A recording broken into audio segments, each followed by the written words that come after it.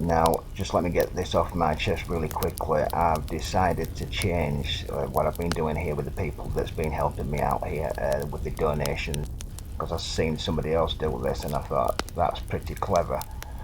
So I'm going to build the names up over the entire month, each month. So we're at the beginning of a month now, so the names will stay up until the very end of the month, and then I will zero it again. So that's what you will start to see from now on.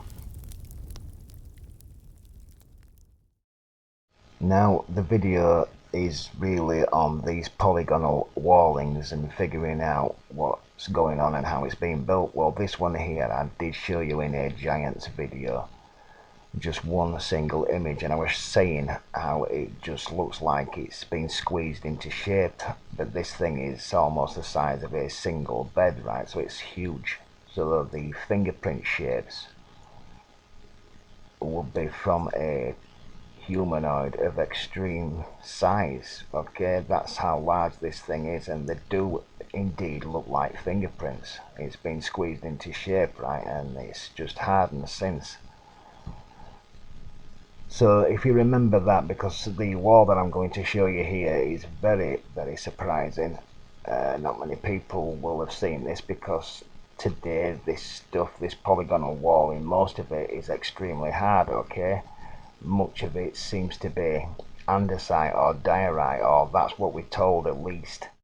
For the moment, I just want you to look at this wall and know that this has nothing to do with melting or any kind of heat, high heat, some impossible heat that's not wiped out all life on Earth hitting this wall, alright? This is to do with how this was put together, what substance it was packed into some wooden framing, which I will show shortly. Now, I want you to take a look at this smashed up wall here. This is about in the same area, somewhere in Peru or Bolivia. I don't know exactly, but do you think that because the megalithic crew would say that these people that make these polygonal walls built that around this mess, right, that it's built onto, which is completely stupid, alright?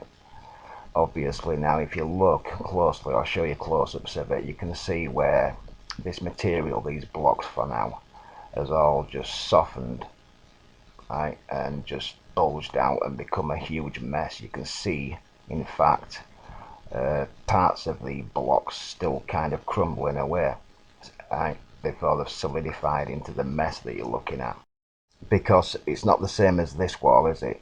We can see the bricks behind this. This is in fact a layering, about a 2-inch layer, made to look like polygonal masonry, right? We can even have this done today. We can pay somebody to come out and do this to our walls today, right? I've shown you that because this is in Peru as well. It's a well-known area actually, it's Cusco. And you can see where there's actually blocks starting to crack today. The reason why they've got rough edges, right, is because it's already hardened. Because the videos that I've made where I show you some type of framing, whether it was made from wood, box framing or metal girders, right, because the nubs that you see sticking out of the wall is something akin to what I'm showing you here, because like on these images here, you will more than not notice that the nubs seem to line up across the wall, right, because it's where the beams come through, yeah, as they're nailing them into position, and they either packed that with something like straw or even just clay, all right, and it eventually petrifies and falls off. Now and again you might get them where they're a bit offline. That's just because it's more than likely collapsed, alright, but it's no doubt in my mind that the videos that I've made showing you how this was built, like retaining walls, is correct.